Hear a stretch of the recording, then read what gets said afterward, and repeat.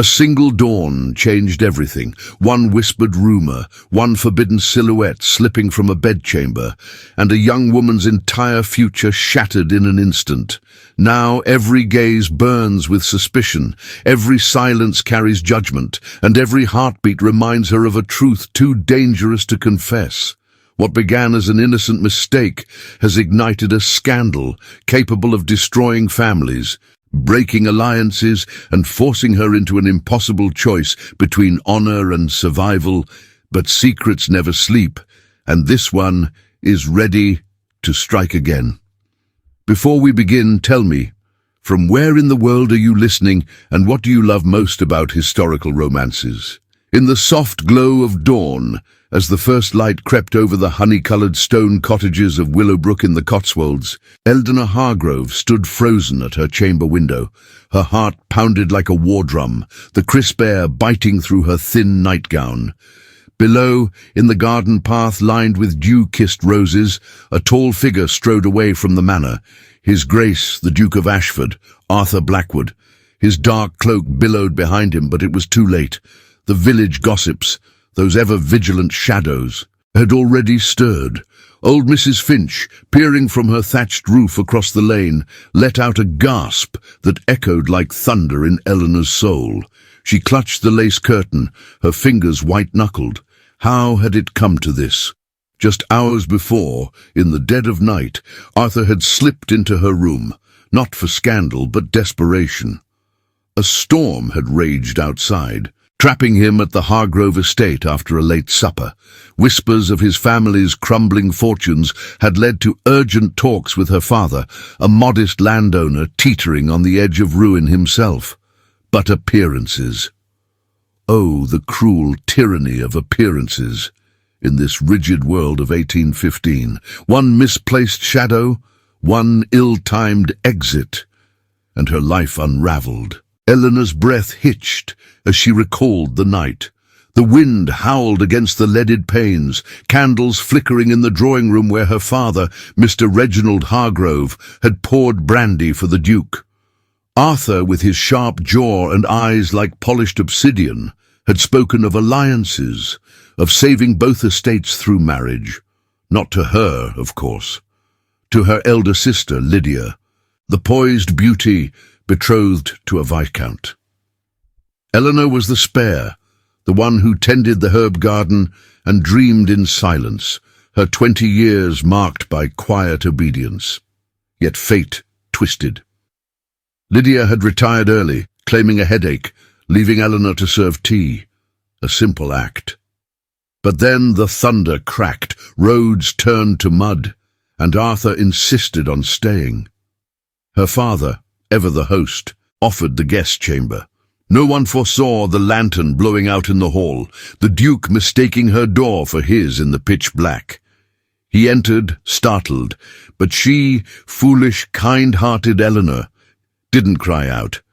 Instead, she lit a candle, offered water, listened as he confessed his burdens, the weight of a dukedom, debts from the wars, a mother lost to illness.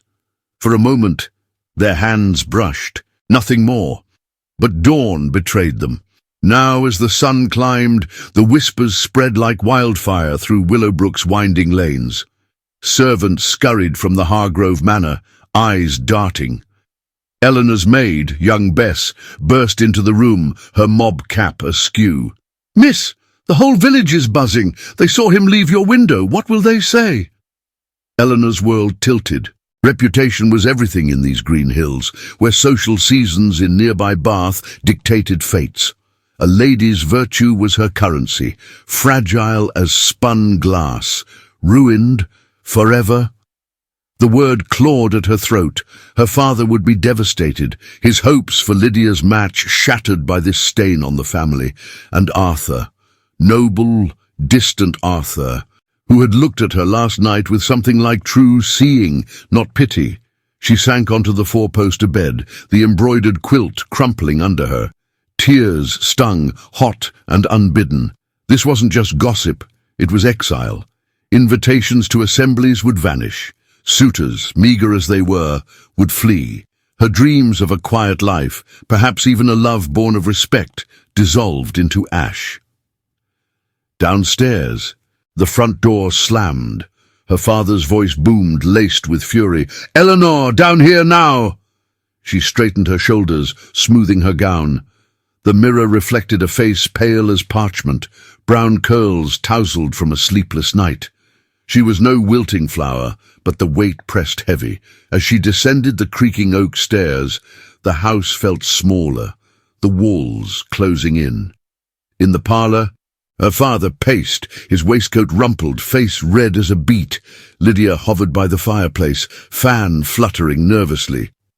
"Papa, it was a mistake," Eleanor began, voice steady despite the tremor in her chest. "A mistake?" he roared. "The Duke emerging from your chamber at first light?" The entire village saw. Mrs. Finch is already penning letters to her cronies in Oxford. "We'll be pariahs." Arthur's carriage rumbled away outside.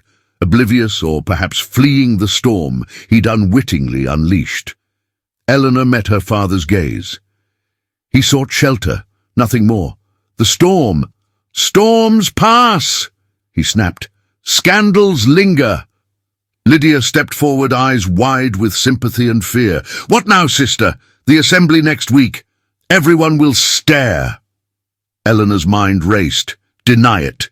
Beg Arthur's intervention, but dukes didn't marry compromised daughters of minor gentry. No, this was her ruin, etched in the judgmental eyes of Willowbrook. Yet in that ruin a spark ignited, defiance perhaps, or the memory of Arthur's voice, low and earnest, sharing secrets no duke should. The clock struck 7. The day unfolded, merciless. Neighbours arrived under pretense of concern, their condolences laced with curiosity. "Such a pity," murmured Lady Beaumont, her lace gloves pristine. "One must be so careful." By noon, the damage seeped deeper. A note from the vicar cancelled her piano lessons at the church hall, subtle but slicing. Eleanor retreated to the garden, the roses mocking her with their innocence. She plucked a petal, watching it fall. Ruined forever? Perhaps. But as the sun warmed the stones, she whispered to the wind, not without a fight. If this tale of scandal and hidden hearts has you hooked, hit that subscribe button now and drop a comment below. Tell me your city and country so I can feel connected to you across the miles. Let's journey through Eleanor's story together. The afternoon sun filtered through the ancient oaks bordering the Hargrove estate, casting dappled shadows on the gravel path where Eleanor wandered. Willowbrook's gentle hills rolled out like a patchwork quilt, dotted with sheep grazing lazily under the watchful eyes of shepherds in woolen smocks. It was the summer of 1815, a time when the Napoleonic Wars still cast long shadows over England's countryside, tightening purses and sharpening tongues. In this corner of the Cotswolds, life moved to the rhythm of harvest festivals and market days, but beneath the idyll lurked the iron rules of society, rules that bound women like Eleanor tighter than any corset.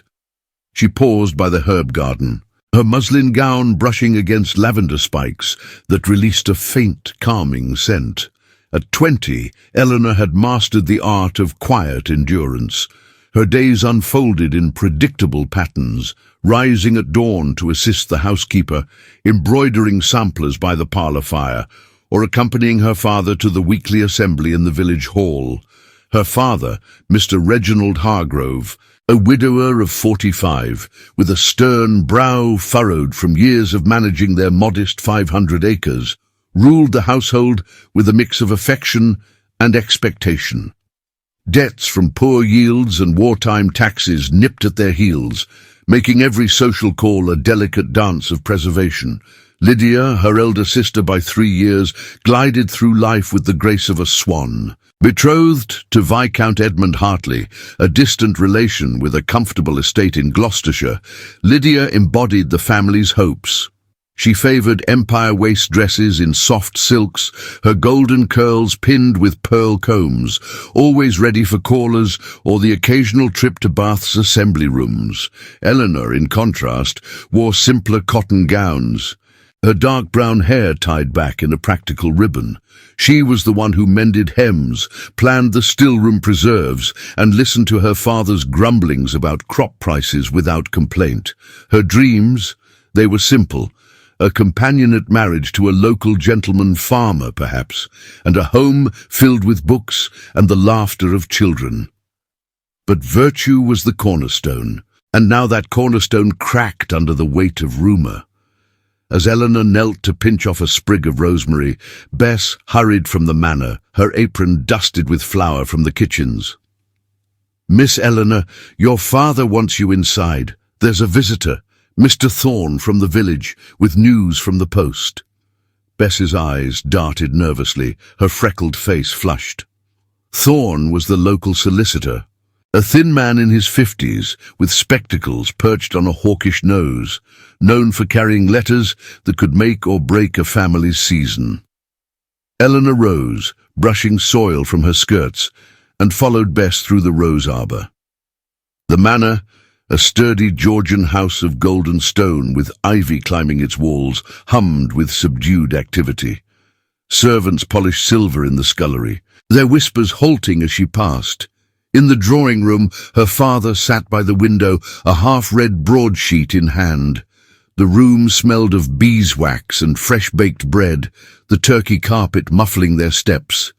Lydia perched on the settee, fanning herself with a painted silk leaf, her blue eyes shadowed with worry. "Ah, Eleanor," Mr. Hargrove said, his voice gruff but not unkind. He gestured to the empty chair beside him. "Sit. Thorne brings word that may concern us all." The solicitor entered moments later, bowing stiffly, his black coat buttoned to the throat. He carried a leather portfolio, and after pleasantries, comments on the fine weather and the recent victory at Waterloo, he cleared his throat. "Mr. Hargrove, I have a letter from Lady Beaumont. It regards an incident this morning." His gaze flicked to Eleanor, then away, as if the words burned. Her father's face tightened. "Out with it, man." Thorne unfolded the parchment with deliberate care. "She writes of observing a gentleman, described as tall, dark-haired in ducal attire, departing from the east wing of your home at an unseemly hour. The east wing, sir, where the family chambers lie." He paused, adjusting his spectacles. "Speculation runs high in the village. Mrs. Finch has already shared her account with the parson's wife, and by tomorrow it will reach the inns and markets." Lydia gasped softly, her fan stilling. "But it's untrue. The Duke was our guest, shelter from the storm, nothing more." Eleanor felt heat rise in her cheeks, the room suddenly stifling. She met her father's eyes, pleading silently. He rubbed his chin, the stubble rasping under his fingers. "Lady Beaumont is a busybody with a tongue sharper than her needles, but her word carries weight. We must tread carefully. The Hartleys, Edmund's family, value propriety above all." The solicitor nodded sympathetically. "Indeed. In these times, with the gentry watching every step, a whisper can sour alliances. I advise a quiet response, perhaps a note to key households, affirming the Duke's honourable intentions." As Thorne departed, promising discretion, the family fell into uneasy silence. Mr. Hargrove poured sherry from a crystal decanter, the liquid glinting amber in the light. "Eleanor, you were the last to see him. What passed between you?" "Only conversation, Papa," she replied, her voice steady. "He spoke of his estates, the burdens of title. I offered him a candle when the hall went dark." She omitted the brush of hands, the way his voice softened like velvet over steel. Lydia reached for her hand, squeezing gently. "We'll weather this. Sisters stand together." But as evening fell, the first real tension uncoiled. During supper, roast pheasant and autumn greens served on the polished mahogany table, a knock echoed from the hall. Bess entered, bearing a sealed note on a silver tray. It bore the crest of Ashford, the Duke's estate. Mr. Hargrove broke the wax, his brows knitting as he read aloud. "My dear Mr. Hargrove, regrettable circumstances force my early departure. I trust no harm came from the night's tempest. Your hospitality honors me. Arthur Blackwood." Eleanor's pulse quickened. No mention of her, no defense, just polite evasion. Her father folded the paper, his expression darkening. "He washes his hands of it. Damnable aristocrats. They stir the mud and leave us to sink." Outside, the wind picked up again, rattling the casements. As Eleanor retired to her chamber, the note's absence gnawed at her. Why no word for her? And then, in the quiet, a soft tap at her door. Bess slipped in, wide-eyed. "Miss, I overheard the stable boy. Riders from Ashford. Scouts, they say, lingering at the crossroads, watching the house." Eleanor's breath caught. Spies, or something more sinister. The night deepened, and with it, the shadow of intrigue stretched longer. The moon hung low over Willowbrook that night, silvering the thatched roofs and turning the winding lanes into ribbons of shadow. Eleanor lay awake in her narrow bed, the linen sheets twisted around her like restraints. The Duke's note burned in her mind, polite, distant, a shield rather than a sword. Riders from Ashford watching the house. Bess's whisper echoed, stirring unease deeper than the gossip. Sleep evaded her, chased away by the creak of floorboards downstairs and the distant low of cattle in the meadows. At first light, the household stirred with unusual frenzy. Servants clattered pots in the kitchen, their voices hushed but urgent.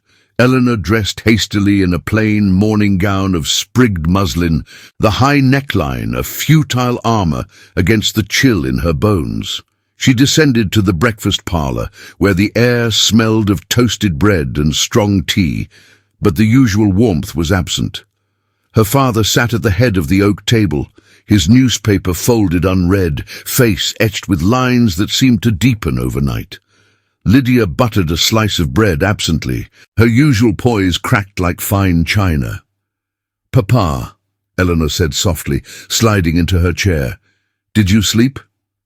He glanced up, his eyes bloodshot. "Sleep? With the village tongues wagging like flags in a gale? No, daughter. And now this." He pushed a fresh letter across the table, its seal broken, wax fragments scattered like fallen petals. Eleanor's hand trembled as she took it. The paper was heavy, scented with lavender, Lady Beaumont's mark. She read aloud, her voice faltering.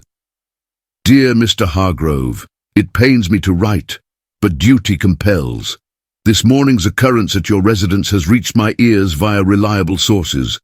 A gentleman of high station departing a young lady's chamber at dawn. The implications are grave. For the sake of Willowbrook's moral fabric, I urge immediate clarification at the Assembly tomorrow. Silence will be taken as admission. Yours in Christian concern, Lady Beaumont." Lydia set down her cup with a clink. "That meddlesome crow. She's always coveted our invitations to Bath. This is her way of clipping our wings."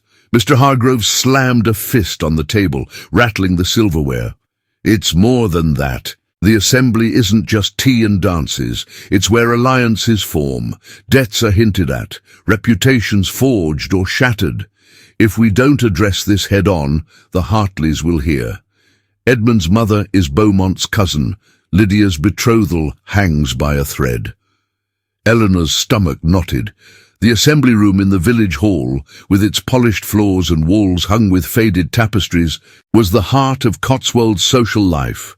Gentry from nearby estates gathered there weekly, trading news over negus punch and quadrilles. For her family, it was a lifeline. Papa networked for tenants, Lydia charmed suitors. Now, it loomed as a tribunal. "I won't let this ruin you both," Eleanor said, folding the letter. Her voice held a new edge, born of the night's vigil. "I'll speak. Explain the storm, the mistaken door. The truth will—" "Truth?" Her father barked a laugh, bitter as gall. "In our world, truth bends to perception. You're no debutante with a dowry to cushion the fall. One word from Beaumont, and you're labelled fast. No gentleman will court you. No household employ you as governess. We'll lose everything, the land, the name. Lydia reached across, her fingers cool on Eleanor's. Perhaps the Duke could intervene. His word carries weight. But even as she spoke, hooves thundered up the drive. Through the window, Eleanor saw a carriage emblazoned with the Ashford crest, pulled by matched bays. It halted with a flourish, and out stepped not Arthur, but a stern-faced man in livery, his steward, Mr. Graves. A wiry fellow of 50, with a ledger tucked under his arm like a weapon. Bess showed him in, curtsying low.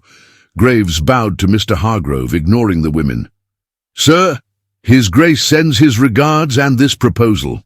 In light of recent events, he offers a solution to preserve all parties' honour."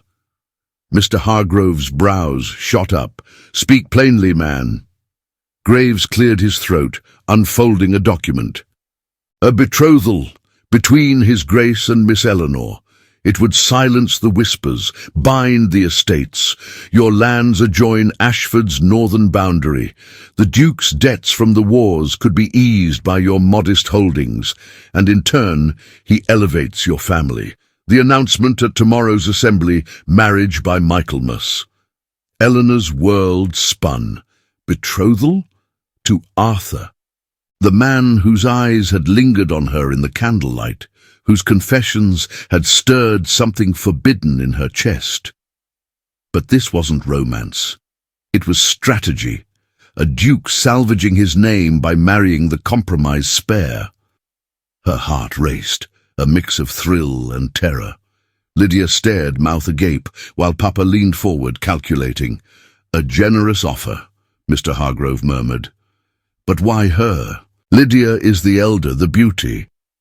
"His Grace's choice," Graves replied smoothly. "The incident implicates Miss Eleanor directly. It quells scandal swiftly.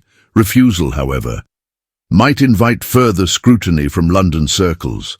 The Duke's solicitors are prepared." The threat hung unspoken, debts exposed, alliances severed. Eleanor's mind reeled. Accept, and she traded freedom for a gilded cage. Her quiet dreams swapped for a dukedom's glare. Refuse, and the family crumbled. Lydia's match dissolved, Papa's lands auctioned. The rules of this new world crystallized. Etiquette demanded sacrifice, vigilance from prying eyes like Beaumont's, protocols that chained women to duty. I need time," she whispered. But Graves shook his head. "His Grace awaits word by noon. The carriage returns then." As he departed, the parlour fell silent save for the tick of the mantel clock. Lydia hugged her, whispering, "This could save us, Ellie. But at what cost to you?" Papa paced, muttering of ledgers and legacies. Eleanor slipped to the window, watching the carriage vanish down the lane. Allies? Her family, perhaps? Mentors? None yet, save her own resolve. Antagonists? Beaumont, the Duke's shadowy motives, society's unyielding gaze. By midday, as the sun climbed high, Eleanor penned her response with shaking hand. Acceptance, for now. But deep down, defiance simmered. This betrothal changed everything. From garden girl to duchess-in-waiting, her status teetering on a knife's edge. Yet as she sealed the letter, a rider galloped up, not from Ashford, but bearing Beaumont's colours.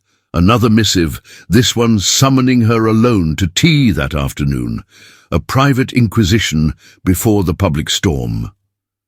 Eleanor's breath caught. The rupture had begun, and there was no turning back. The carriage jolted along the rutted lane toward Lady Beaumont's estate, the wheels crunching over fallen leaves that swirled like whispers in the autumn breeze. Eleanor gripped the leather strap, her kid gloves damp with perspiration, despite the cool air seeping through the velvet curtains. It was mid-afternoon, the sun slanting golden across the Cotswolds' undulating fields, where harvesters bent like shadows against the stubble. Willowbrook's lanes, usually a balm to her spirit, now felt like a gauntlet, every hedgerow hiding eyes. She had dressed with care, a high-necked gown of soft wool in muted sage, its long sleeves and modest ruffle at the collar a shield against scrutiny.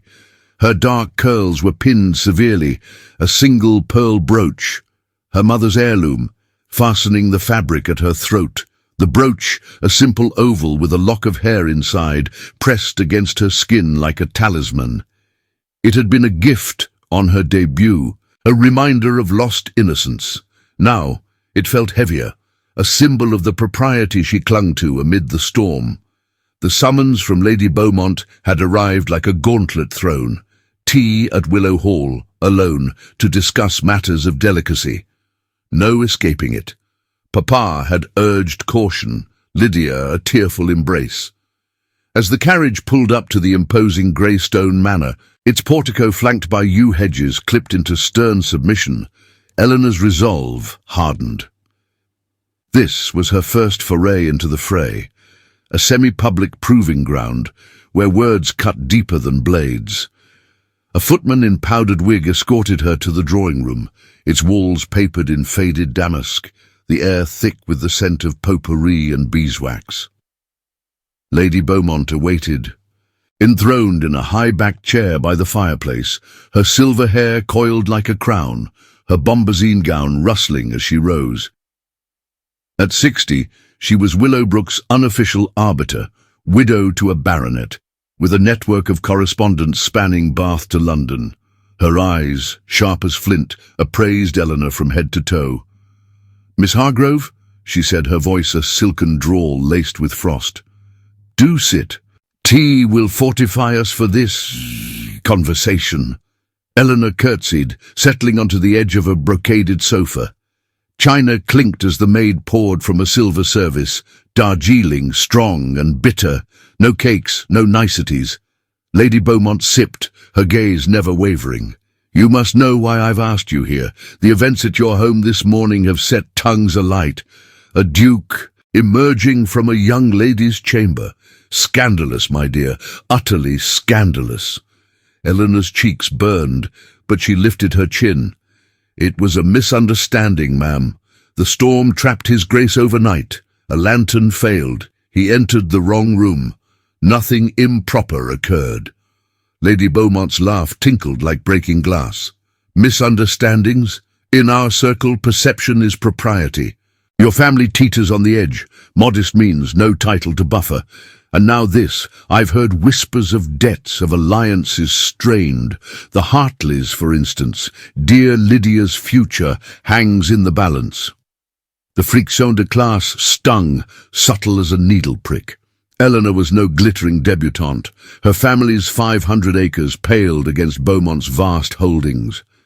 She set her cup down, the porcelain steady in her hand. "We are gentry, ma'am, with honour intact. The Duke himself. Ah, yes, the Duke of Ashford." Lady Beaumont leaned forward, her fans snapping open like a warning. "A fine match for some, but his fortunes waver post-war. Marrying down to salvage a reputation. One wonders at his motives." Her eyes gleamed, the antagonist in shadows, probing for weakness. Was this mere concern, or a bid to undermine, to claim social supremacy? Before Eleanor could retort, the door opened. Footsteps echoed, firm, measured. Arthur Blackwood entered, his tall frame filling the doorway, attired in a tailored coat of superfine wool, breeches tucked into hessians, polished to a gleam. His dark hair was tousled by the wind, but his expression was composed. Eyes locking on Eleanor with a flicker of something unspoken, relief or calculation. "Your Grace," Lady Beaumont trilled, rising swiftly. "An unexpected pleasure." "Lady Beaumont," he replied, bowing with effortless grace. "I learned of Miss Hargrove's visit and could not stay away. Matters of import demand my presence." Eleanor's heart stuttered. He had come for her, or to contain the blaze. He took the chair opposite, his knee brushing the sofa's edge, close enough for her to catch the faint scent of sandalwood and leather.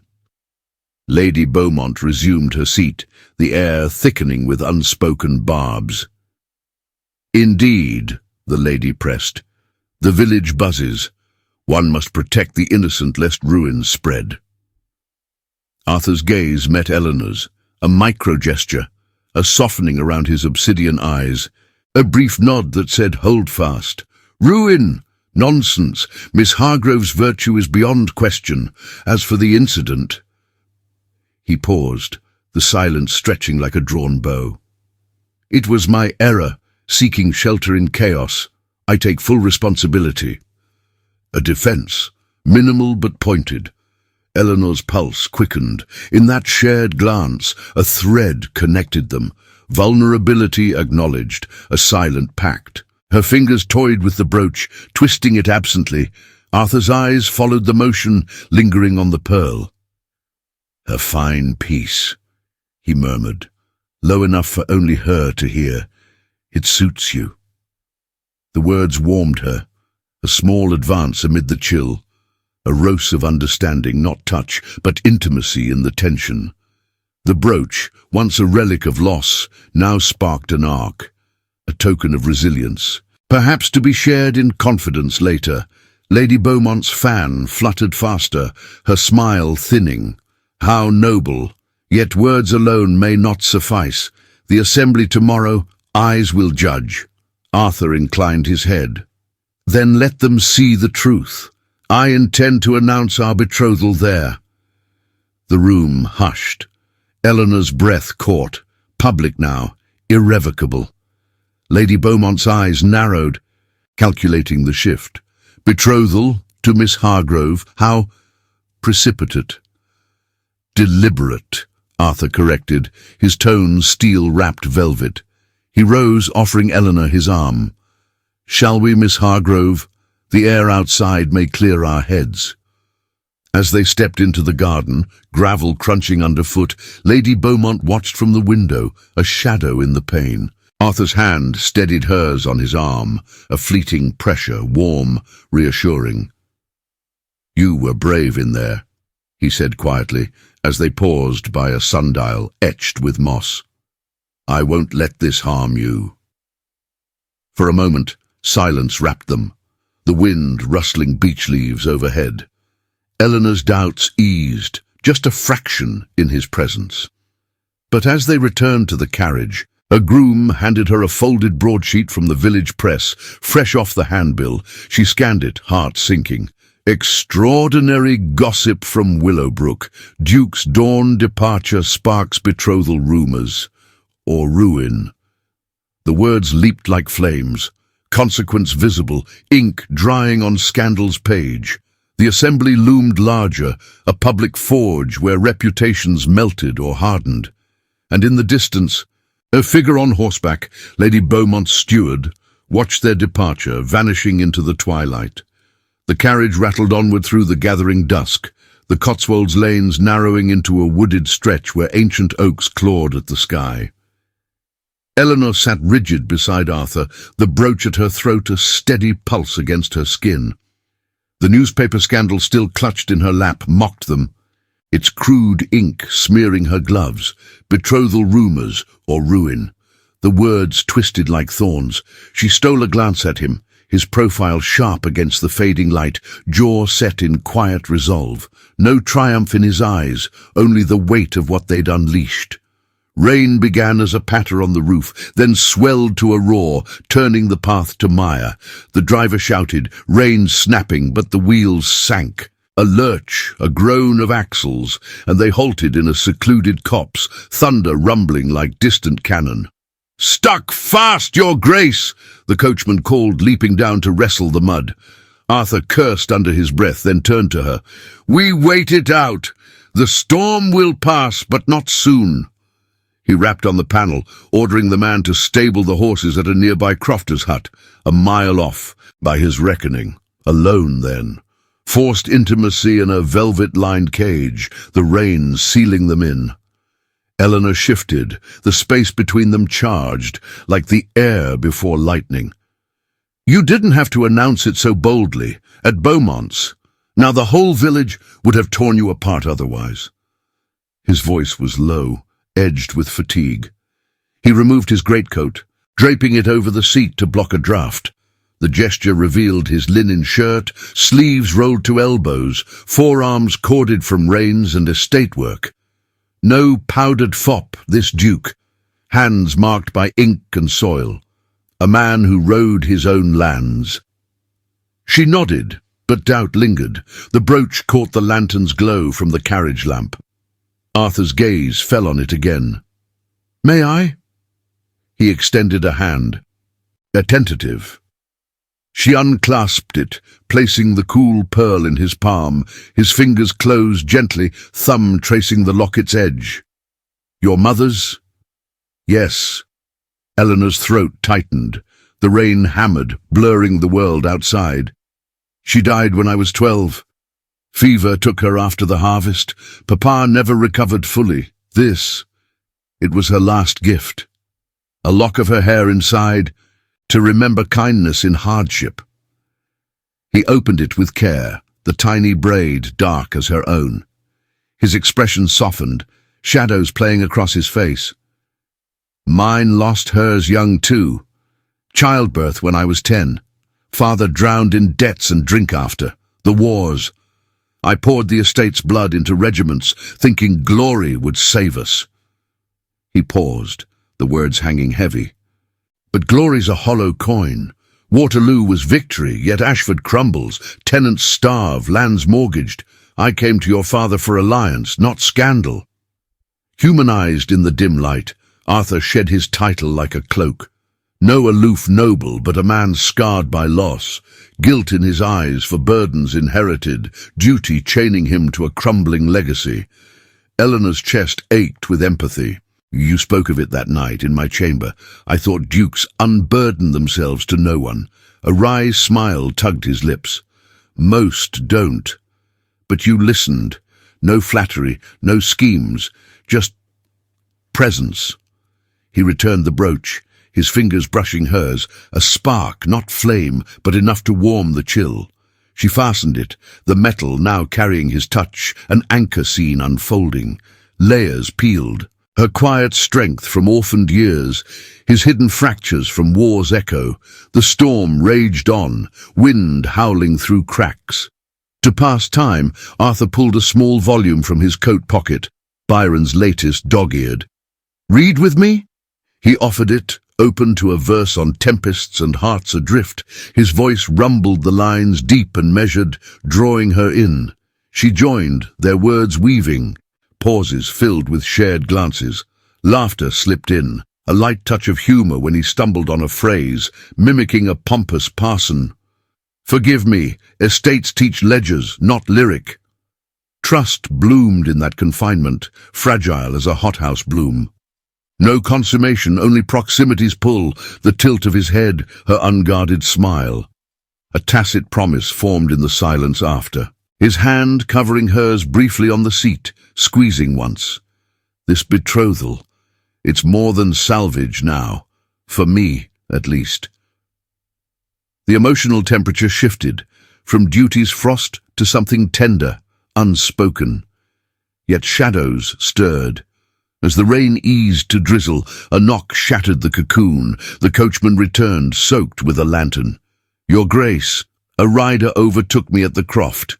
Delivered this for Miss Hargrove." He handed over a damp envelope, sealed with Beaumont's crest. Eleanor's fingers chilled anew. She broke the wax, unfolding the note. Lady Beaumont's script, venomous and precise. "My dear, your hasty alliance fools no one.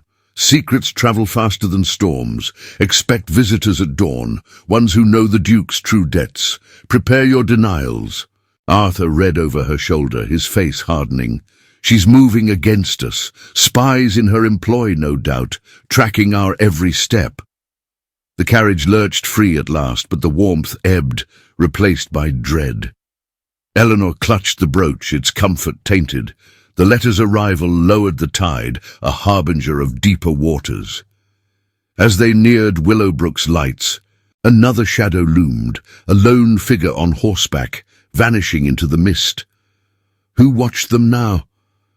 The night closed in, trust tested, the storm far from over. The first grey light of dawn pierced the heavy drapes of Willowbrook Manor, casting long shadows across the polished oak floors. Eleanor stirred in her bed, the events of the previous night clinging to her like damp fog. The carriage ride with Arthur had forged a fragile bridge between them. His confessions, the shared reading of Byron's verses, the warmth of his hand over hers. But Lady Beaumont's note had shattered the illusion, its words a venomous promise of exposure. Secrets travelled faster than storms. Eleanor had barely slept, her mind replaying the Duke's hardening face as he read it. Now, as the clock in the hall chimed 6, a frantic pounding echoed from below. She threw on a simple morning dress of cambric, the fabric whispering against her skin, and hurried down the stairs. The house felt besieged, servants clustering in the foyer like frightened birds. Bess met her at the landing, eyes wide with alarm. "Miss, riders at the door. 3 of them, with papers and a warrant from the magistrate. They demand to see your father." Eleanor's blood ran cold. Warrant? For what crime? She pushed past Bess into the drawing room, where Mr. Hargrove stood rigid by the mantel, his nightshirt hastily tucked into breeches, face ashen. Lydia hovered behind him, clutching a shawl around her shoulders. Outside the mullioned windows, 3 men on horseback dismounted, their cloaks mud-spattered from the night's rain. One, a burly fellow with a bailiff's badge pinned to his lapel, clutched a sheaf of documents. Flanking him were 2 others, solicitors, by their ink-stained cuffs and stern expressions. "Father," Eleanor whispered, her voice barely audible over the crackle of the dying fire. "What's happening?" He turned, his eyes hollow. "Beaumont's doing! She's stirred the pot to a boil." The door burst open without ceremony, the bailiff striding in, followed by the others. No knock, no deference to the gentry's home. The air thickened with the scent of wet wool and authority. "Mr. Reginald Hargrove," the bailiff barked, unfolding a parchment. "By order of the magistrate in Chipping Norton, we serve notice of investigation into fraudulent alliances and concealed debts at Ashford Estate. Your daughter's betrothal to the Duke of Ashford is implicated as a scheme to evade creditors. All assets, lands, chattels, frozen pending inquiry." Eleanor's knees buckled. Fraudulent? The word struck like a lash. Arthur's debts were real, whispered in the carriage's intimacy, but this twisted them into conspiracy. Mr. Hargrove snatched the paper, scanning the dense script. "This is madness. Our estate's border, yes, but no fraud. The betrothal is honourable." "Honourable?" One solicitor sneered, a weaselly man with a hooked nose. "Lady Beaumont's affidavit claims otherwise. She witnessed the Duke's indecent exit from your daughter's chamber, and her agents uncovered ledgers showing Ashford's mortgages funneled through your holdings. Public exposure imminent. Posters in the markets, notices in the Bath Chronicle. The assembly today? Cancelled for your family. No entry." Lydia gasped, collapsing onto a chair. The attack was frontal, savage, Beaumont's sabotage laid bare. Not mere gossip now, but legal fangs sinking into their throats. Eleanor's mind reeled. The antagonist had ascended, her network of spies and influence weaponized. Last night's note was prelude. This was the blade. "Leave my home," Mr. Hargrove growled, crumpling the edge of the warrant. But the bailiff stood firm, barking orders to the servants. "Inventory begins at once, no papers removed, no correspondence sent." They swarmed the study. Drawers yanked open, the Duke's betrothal proposal seized like contraband. Isolation crashed over Eleanor like a wave. Her status plummeted from betrothed duchess to suspect in a scandal of deceit. Whispers would morph to shouts, the Hargroves, complicit in nobility's ruin. Suitors, forgotten, allies scattered. Even the vicar, once a family friend, would distance himself to avoid taint. She fled to the garden, the morning mist beading on rose thorns, but solitude offered no refuge. From the lane, villagers gathered, farmers in smocks, maids with baskets, pointing, murmuring. Mrs. Finch's sharp voice carried, "Told you, the spare's ambition brought this curse." Hours blurred into a haze of chaos. By noon, a carriage arrived, not Arthur's, but a plain gig bearing Mr. Graves. The Duke's steward. His face was grim, ledger absent this time. He pulled Mr. Hargrove aside in the parlour, voices low but piercing. Eleanor lingered in the hall, eavesdropping through the half-open door, heart pounding. "His Grace withdraws the offer," Graves said flatly. "The investigation implicates him directly. Creditors circle. Marriage now invites ruin, not salvation. He regrets the necessity, sends regrets to Miss Eleanor personally." Regrets, the word shattered her. Arthur's withdrawal severed their budding trust, an emotional exile more cutting than chains. No explanation, no farewell, just retreat to protect his crumbling duchy. The equilibrium ruptured. What began as mistaken intimacy now poisoned every bond. Eleanor's hands trembled as she pressed against the wall. The brooch at her throat, once a bridge to his past, felt like a noose. Mr. Hargrove emerged, defeat etched in his slump. "It's over, girl. The betrothal's dead. Beaumont's won this round. Our name dragged through the courts." Lydia wept openly, her own future unravelling as the Hartleys surely heard. Eleanor retreated to her chamber, the door clicking shut like a tomb seal. Isolation wrapped her, family fractured, dreams ashes. The moment of no return. She'd accepted the proposal in defiance, but now refusal's ghost haunted. Return to quiet obedience? Impossible. Society's gaze had branded her. As evening fell, a final blow landed. A messenger boy delivered a sealed packet. Beaumont's crest again. Inside, a single card. "The truth outs. Tomorrow's inquiry demands your testimony. Deny at peril. LB, ultimatum social, clear as crystal." Eleanor tore it, fragments scattering like her resolve. Arthur gone, family besieged, she stood alone against the storm. But in the depths of despair, a spark flickered, revenge perhaps, or unyielding will. The night deepened, and with it the path to confrontation sharpened. The rain had ceased by midnight, leaving Willowbrook's lanes slick and gleaming under a reluctant moon. Eleanor paced her chamber, the floorboards groaning like weary confidants. The torn remnants of Lady Beaumont's card lay scattered on the escritoire, a battlefield of her own making.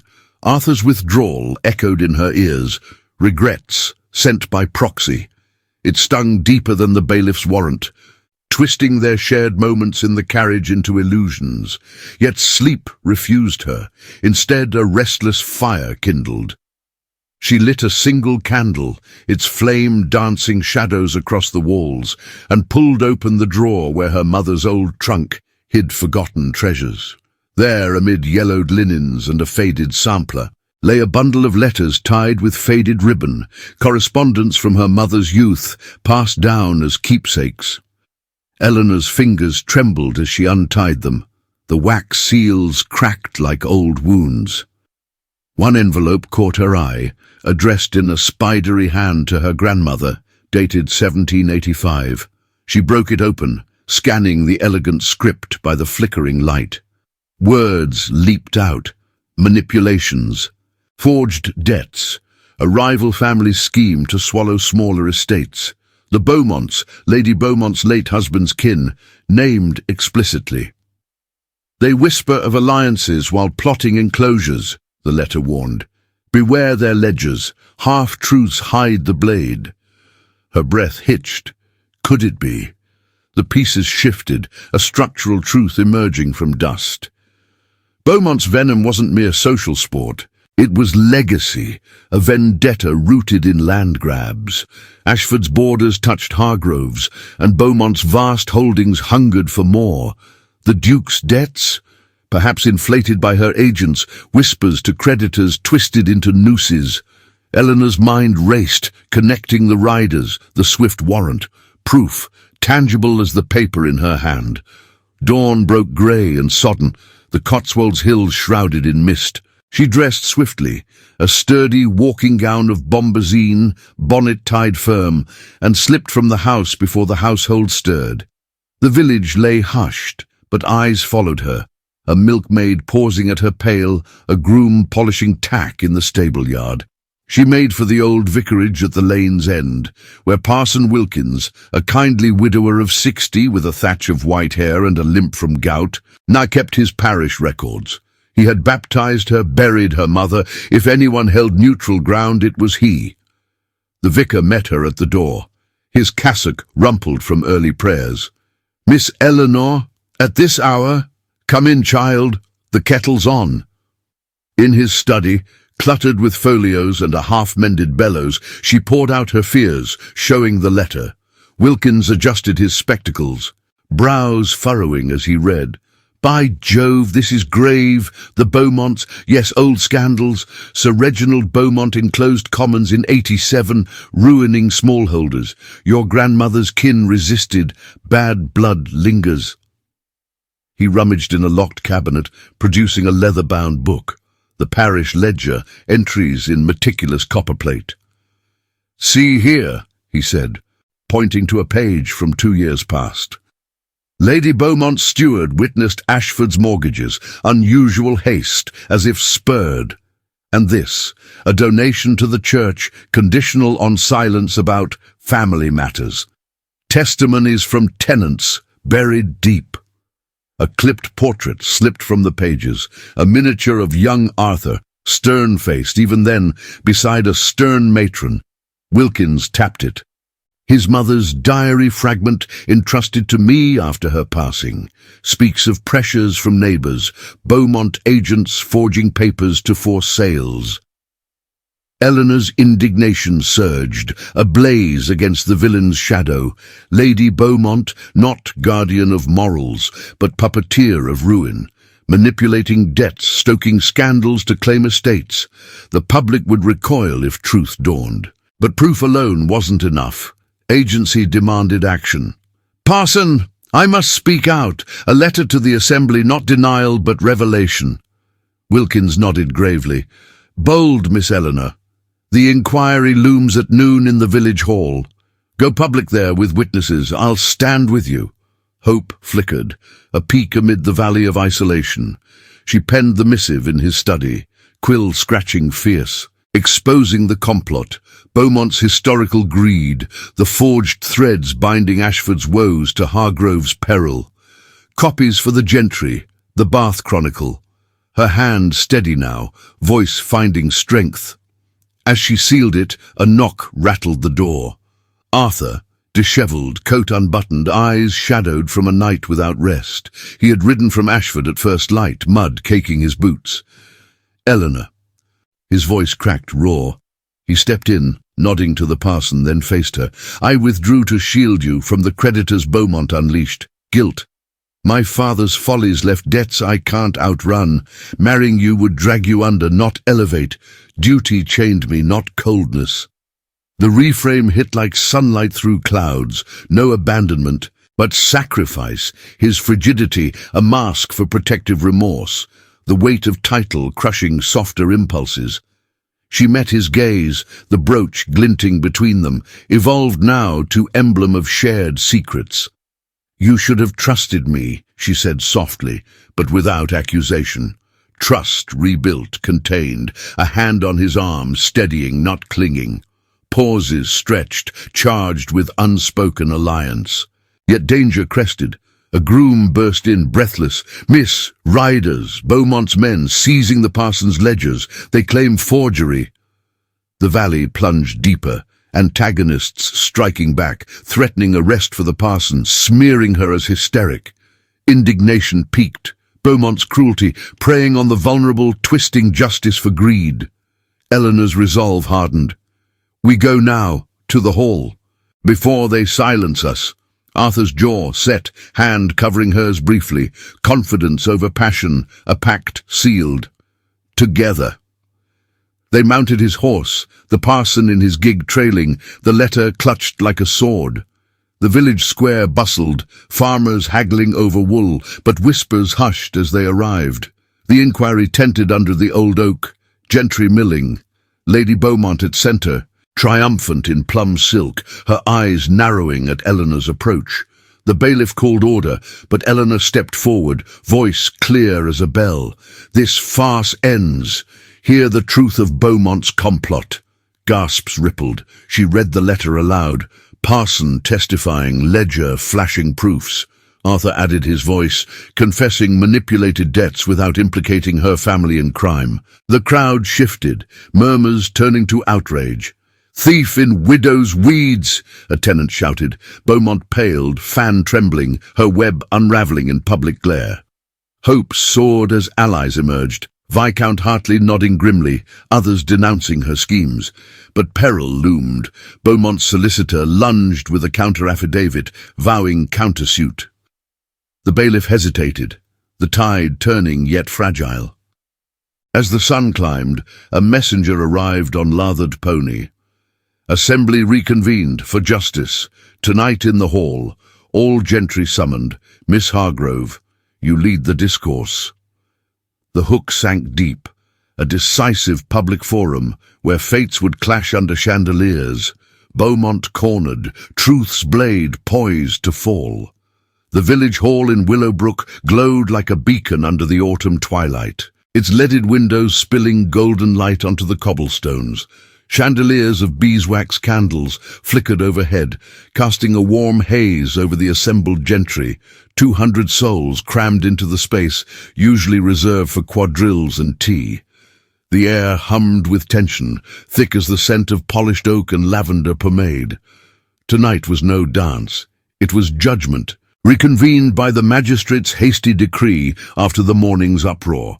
Banners of faded silk draped the walls, and at the far end, a dais held 3 stern figures, the bailiff, Parson Wilkins, and a visiting justice from Chipping Norton, his wig powdered white.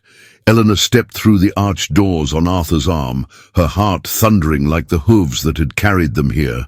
She wore her finest gown, a simple empire waist of ivory silk, its modest neckline edged with lace, the brooch pinned at her breast like a badge of defiance. No jewels, no ostentation, her dark curls swept back with a single ribbon, face pale but composed.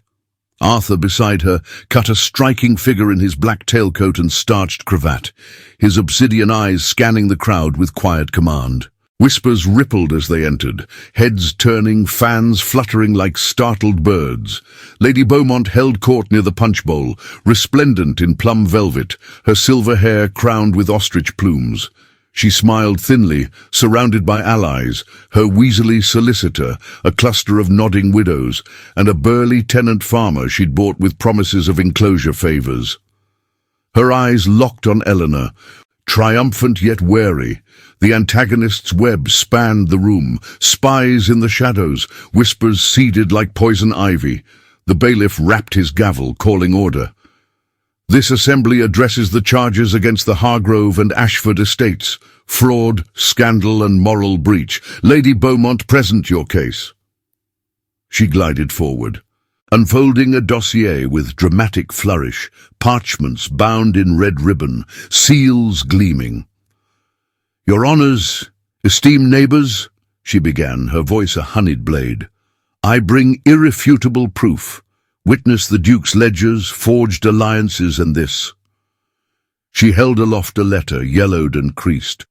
A confession from Miss Hargrove herself, penned in haste, admitting the dawn tryst was no mistake but a calculated snare to trap his grace into marriage. Bought testimony from the Hargrove maid, Bess, confirms it. Whispers of ambition in the still-room. Gasps echoed. Bess, dragged forward by Beaumont's footman, trembled in her mob-cap, eyes downcast. I said no such thing, ma'am," she stammered, but the solicitor thrust a signed affidavit under the parson's nose, ink fresh, signature shaky. The crowd murmured, doubts stirring. Eleanor's stomach twisted, the final sabotage, a false letter mimicking her hand, a witness coerced with threats to her family in the village poorhouse. Beaumont's eyes gleamed, moral arbiter turned predator, her greed for land masked as virtue. Arthur's grip tightened on Eleanor's arm, a silent anchor. The community shifted uneasily, Viscount Hartley frowning from the side, Mrs. Finch nodding approval to Beaumont. Humiliation loomed, ready to reframe Eleanor as schemer, not victim. But she stepped onto the dais, voice steady, drawing every eye. "Lies woven from old vendettas," she declared, pulling the ancient letter from her reticule, the one from her grandmother's trunk.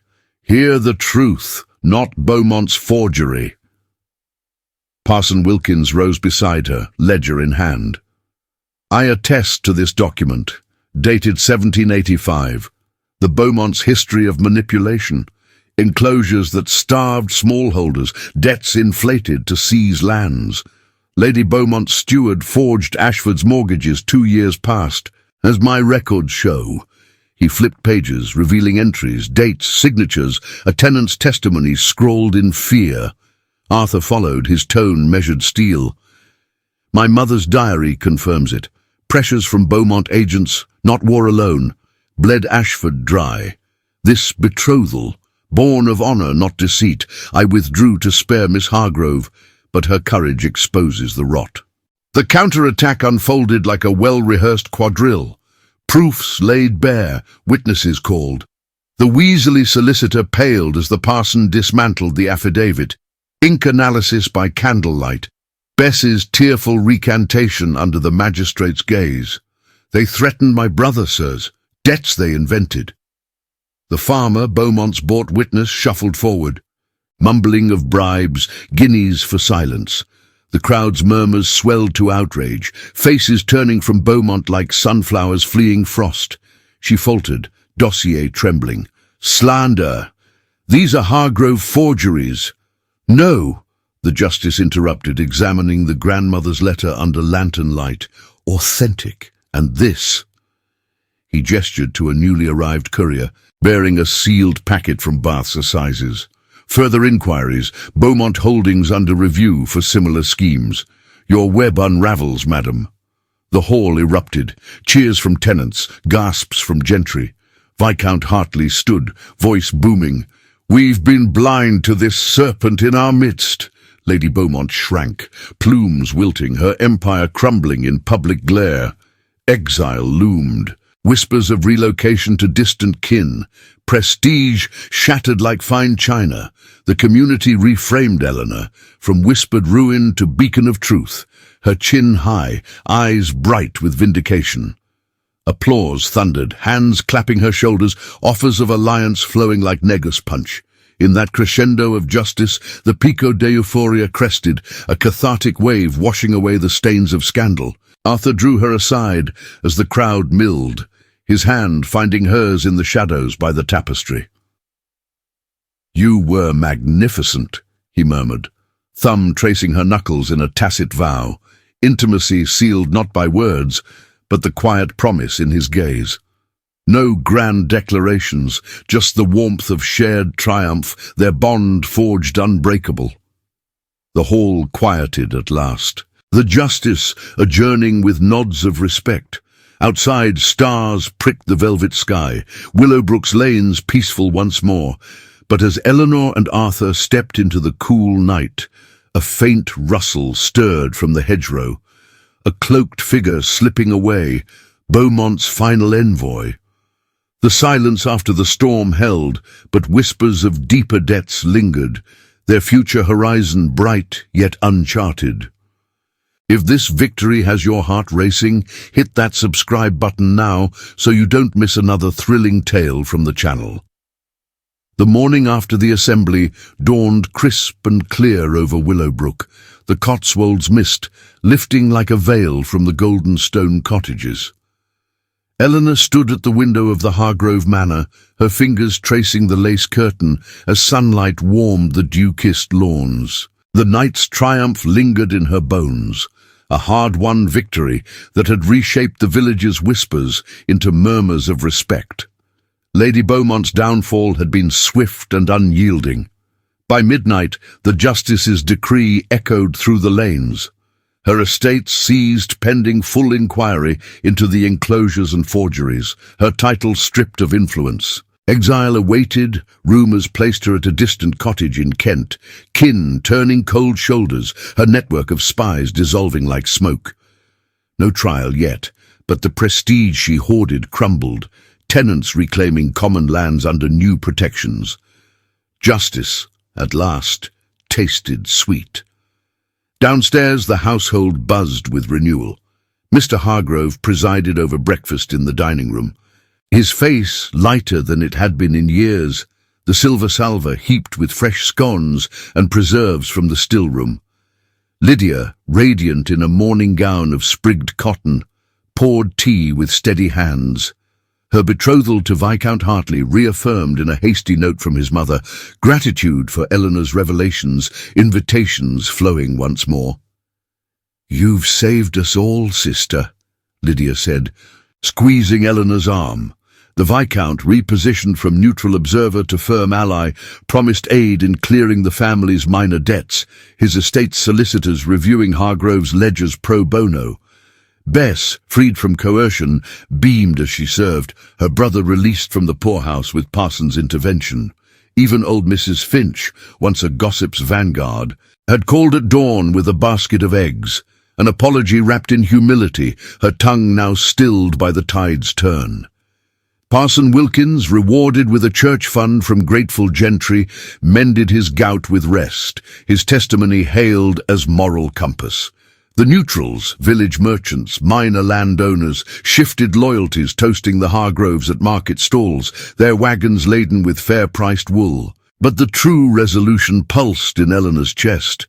Arthur arrived mid-morning, his carriage rolling up the drive without fanfare, horses steaming from the ride. He dismounted in riding boots and a simple greatcoat, no ducal pomp, his dark hair windswept. She met him in the garden, where roses nodded under the sun, the air scented with earth and possibility. No words at first, just his hand extended, palm up, an invitation between equals.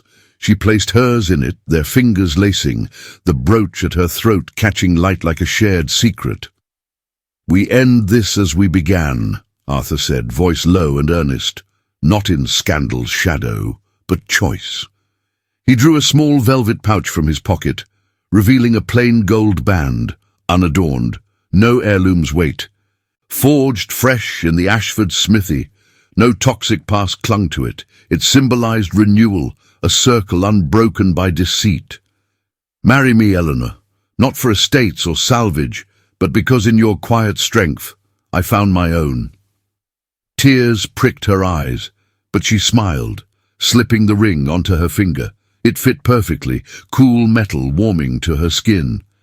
Their lips met then, a kiss born of love, soft and lingering under the arbor, the world fading to birdsong and heartbeat, no grand audience, just them transformed. Eleanor's voice, once hesitant, now rang with compassion. She spoke of plans, a circulating library for Willowbrook's daughters, funded by Ashford's recovered rents, shelves stocked with Austen and Edgeworth to spark minds long stifled. Arthur nodded, his leadership softened by her influence, pledging lands for a village school, tenants' children learning letters by candlelight. The estates merged not in desperation, but harmony. Hargrove's modest acres bolstering Ashford's, debts restructured under honest solicitors, harvests shared. Mr. Hargrove embraced Arthur like a son, toasting at luncheon with claret from the cellar. "To new beginnings," he declared, glasses clinking. Lydia blushed as Edmund arrived, his ring glinting on her hand, the family whole. By afternoon they walked the boundary line where lands met, a horizon of rolling hills, sheep dotting green like living tapestry. Arthur's arm around her waist, Eleanor's head on his shoulder, they envisioned the future, winters in the manor reading by firelight, summers hosting assemblies where truths, not rumours, danced. The legacy took shape, the library's cornerstone laid that week, school opening by spring, Beaumont's fall a cautionary tale in parsons' sermons. Yet as dusk painted the sky in rose and gold, a soft hook tugged. A messenger rode up bearing a sealed letter from London, seals of the Prince Regent's court, inquiring after Arthur's exemplary handling of provincial intrigues. Nomination whispers, a baronetcy for service perhaps, drawing them to the capital's whirl. Eleanor glanced at him, eyebrow arched. Another storm? He chuckled, kissing her temple. Only if we chase it, together. The path stretched open, their steps sure, Willowbrook's lights twinkling like promises kept. 5 years had woven their gentle threads through the tapestry of Willowbrook, transforming the Cotswolds' rolling hills into a landscape of quiet abundance. The year was 1820, and the air carried the sweet tang of ripening apples from the orchards bordering Ashford Manor, now shared with the Hargrove lands, boundaries blurred by marriage and mutual resolve. Eleanor Blackwood, Duchess of Ashford, stood on the wide terrace overlooking the estate, her hand resting lightly on the stone balustrade.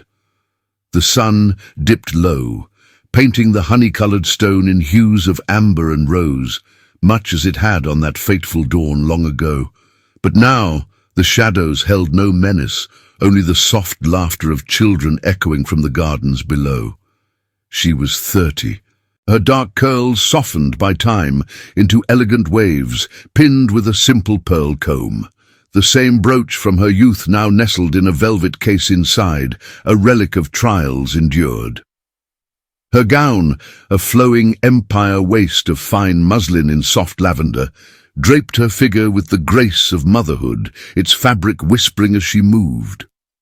2 little ones played at her feet. Young Reginald, named for her father, and nearing his 4th birthday, chased a butterfly with chubby fists outstretched, his laughter bright as the bells in the village steeple. Beside him toddled Amelia, a rosy-cheeked girl of 2, clutching a doll fashioned from one of Eleanor's old samplers, her golden curls, Arthur's legacy, bouncing with each wobbly step. Their marriage, sealed in a modest ceremony at the Willowbrook Church just after Michaelmas in 1815, had blossomed beyond the ashes of scandal. No gilded cage confined Eleanor. Instead, she and Arthur had forged a partnership of equals, their vows a deliberate choice, echoing the kiss under the arbour. Love had not merely resisted time, it had deepened. Rooted in the soil of shared secrets and triumphs, mornings found them riding the estate together, discussing yields and tenant woes, her voice as vital in counsel as his. Evenings brought quiet intimacy by the fire. Reading aloud from volumes in the circulating library she had founded, a sturdy building of local stone at the village heart, its shelves groaning under books donated by gentry from Bath to Oxford. Daughters of labourers now pored over pages there, minds sparked by tales of wit and fortitude. Eleanor's dream made flesh. The social changes rippled outward like stones in a pond. Willowbrook thrived under reformed enclosures, common lands restored by parliamentary decree after Beaumont's exposures. Tenants prospered, their cottages repaired with Ashford funds, markets bustling with fair trade. The village assembly hall, once a stage for whispers, now hosted lectures and dances where class frictions eased, gentry mingling with farmers over cider and reels. Eleanor's leadership shone. She chaired the school committee, a red brick building opened 2 springs past, where boys and girls alike learned letters and sums under a progressive master from Gloucestershire. Arthur, his debts restructured through honest audits, had sold peripheral holdings to clear the slate, his dukedom steadier, his gaze warmer, unburdened by guilt's shadow. Family ties had mended and expanded. Mr. Hargrove, greying but vigorous at 50, resided in a dower house on the grounds, his days filled with overseeing the herb gardens and advising on crops. Lydia and Edmund Hartley had wed a year after Eleanor, their union producing 3 sturdy boys who romped with Reginald and Amelia during summer visits. The Hartleys, once cautious neutrals, became steadfast kin, Edmund's influence securing grants for the library. Even Bess, elevated to head housemaid, had married the stable master, their cottage blooming with honeysuckle. A reward for loyalty, her brother thriving as a clerk in the estate offices. Yet not all paid equal prices. Lady Beaumont's fall lingered as a sombre caution. Banished to a meagre cottage in remote Yorkshire, stripped of title and fortune by the courts in 1817, she eked out existence on a pittance from distant cousins. No visitors called, her schemes unravelled in trials that exposed decades of greed, forgeries, enclosures, coerced testimonies.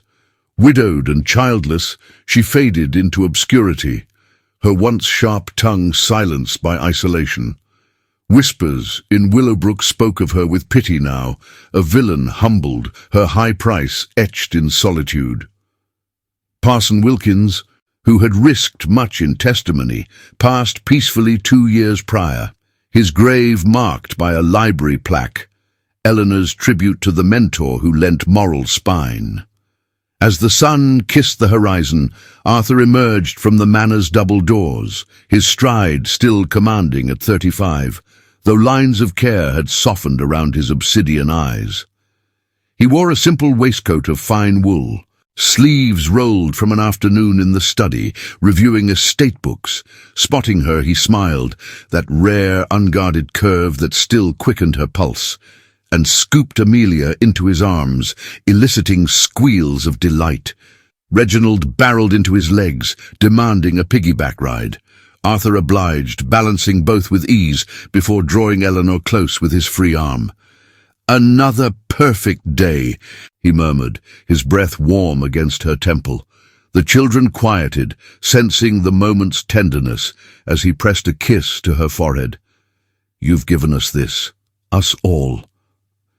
She leaned into him, the ring on her finger, now accompanied by a wedding band of intertwined gold, catching the light. Nostalgia washed over her, a gentle tide carrying memories of storms weathered. The mistaken door, the carriage confessions, the hall's thunderous vindication.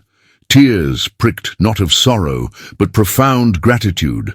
Their love, tested in fire, burned steady now, a hearth against winter's chill. "And you," she whispered, "gave me wings." Dusk settled, fireflies winking in the meadows like stars fallen to earth. The family retreated indoors to the drawing room, where laughter mingled with the crackle of logs. Outside, Willowbrook slumbered, its scars healed, legacy alive in every child's book and tenant's hearth. Eleanor glanced back once from the terrace, the horizon vast and welcoming. Time had not dimmed their spark. It had kindled an enduring flame, illuminating paths yet to tread. As the echoes of Eleanor's legacy faded into the tranquil evenings of Willowbrook, one couldn't help but reflect on the profound truths woven through her journey. In a world bound by rigid conventions and the sharp edges of societal judgment, Eleanor's story stands as a testament to the unyielding power of truth and resilience. She began as a quiet observer in the herb garden, her life a careful tapestry of duty and unspoken dreams, only to emerge as a force that reshaped not just her fate, but the very fabric of her community. What lessons linger from those turbulent days of 1815 when scandal threatened to eclipse the dawn? First, remember that appearances, though they wield a tyrant's grip, crumble under the weight of authentic courage. Eldona faced the village's piercing stares and Lady Beaumont's calculated barbs, not with retreat, but with a voice honed by quiet conviction. Her choice to unearth old letters and rally unlikely allies like Parson Wilkins reminds us that history often holds the keys to present injustices. In our own lives, how often do we let whispers define us? Eleanor's triumph whispers back, "Stand firm, seek the evidence, and let integrity be your shield." It may not silence every critic, but it forges paths where none existed. Second, love, when built on mutual respect rather than obligation, becomes an unbreakable alliance. Arthur and Eleanor's bond, sparked in a storm-tossed carriage and tempered by shared vulnerabilities, evolved from a strategic betrothal to a partnership of equals. He learned to shed the armor of his title, revealing the man burdened by loss and duty. She discovered her inner strength, transforming from the spare sister to a duchess who championed education and fairness. Their story urges us to look beyond titles and facades. True connection thrives in honesty, in those fleeting brushes of hands and shared silences that say more than vows ever could. In a time when marriages were often mergers of convenience, theirs bloomed into a legacy of compassion, proving that love endures when it lifts both hearts. And finally, justice, though delayed, arrives for those who dare to demand it. Lady Beaumont's downfall, from social arbiter to exiled shadow, serves as a stark warning against the poison of unchecked ambition. Her schemes, rooted in greed for land and power, unraveled not by fate's whim, but by Eleanor's proactive revelations and the community's awakened conscience. Willowbrook's renewal, the restored commons, the library's open doors, the school's eager pupils, shows how one person's defiance can ripple into collective good. We are all called, in our corners of the world, to challenge the Beaumonts among us, those who manipulate truths for personal gain. Rise with Eleanor's spirit and watch horizons expand. This tale of ruined reputations redeemed and hidden hearts unveiled has, I hope, stirred your soul as deeply as it did mine in crafting it. What moved you most? The stormy confessions, the hall's dramatic unmasking, or the quiet joys of their epilogue? Drop your thoughts in the comments below. Your words fuel more stories like this. And to show you've journeyed to the very end with Eleanor and Arthur, write "Dawn Redeemed" in the comments. It'll let me know you're a true companion on these Regency roads and help spread the word to fellow dreamers. If Eleanor's resilience ignited something in you, don't forget to like this video and share it with a friend who loves a good historical romance. For more tales of passion amid peril in England's green heartlands, check out the cards below. Adventures await in Cornwall's cliffs and Yorkshire's moors. Until next time, may your own stories unfold with as much triumph and tenderness. Thank you for joining me.